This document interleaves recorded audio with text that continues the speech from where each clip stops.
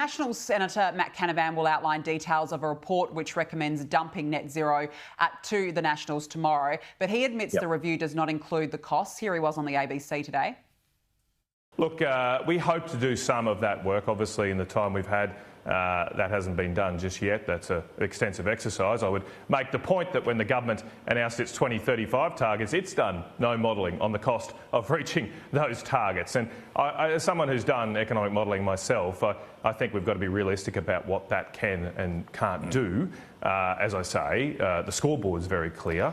The lived reality of net zero is very clear. It is not working for the Australian people. Michael, what are you expecting from this report? From Matt Canavan's report, I'm expecting he's done a deep dive. He's taken on board all considerations. He and Ross Cadell. He will present a thorough investigation, as he always does. He's an economist. He knows his stuff. Yes, he's against net zero, always has been. But I think he'll present a credible report. There are suggestions that it could cost $1.3 trillion. And, I mean, that was a credible report that came out recently too. And then, of course, you've got the situation where farmers are left once the wind turbines have done their job, supposedly.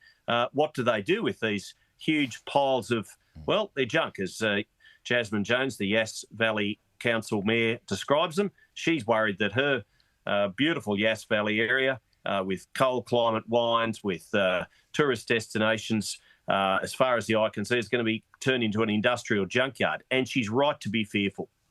Well, it's not just the Liberals and the Nationals who are producing reports. Chris Bowen has a report of his own produced by bureaucrats outlining what will be involved in terms of challenges and impact with net zero. But despite repeated requests, Chris Bowen is refusing to release that report to the public. Why would that be, Michael?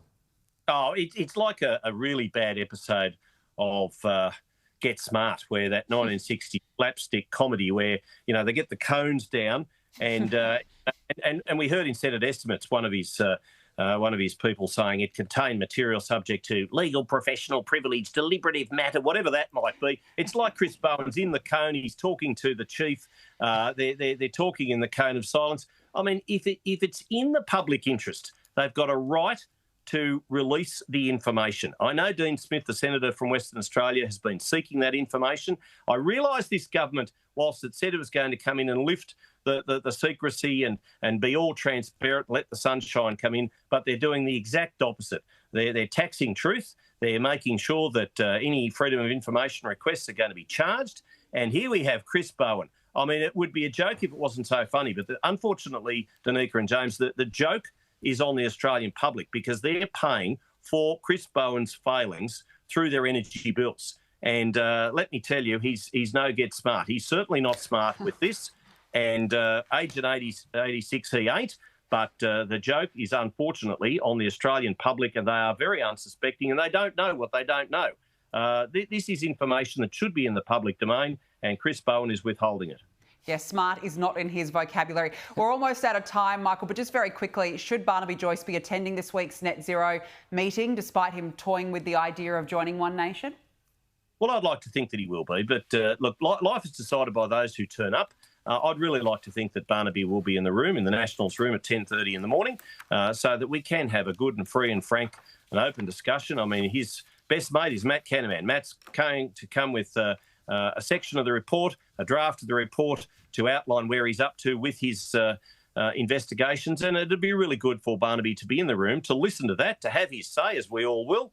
But that will be a matter for Barnaby. But as I say, life is decided by those who turn up. If you don't turn up, well, you don't get a say.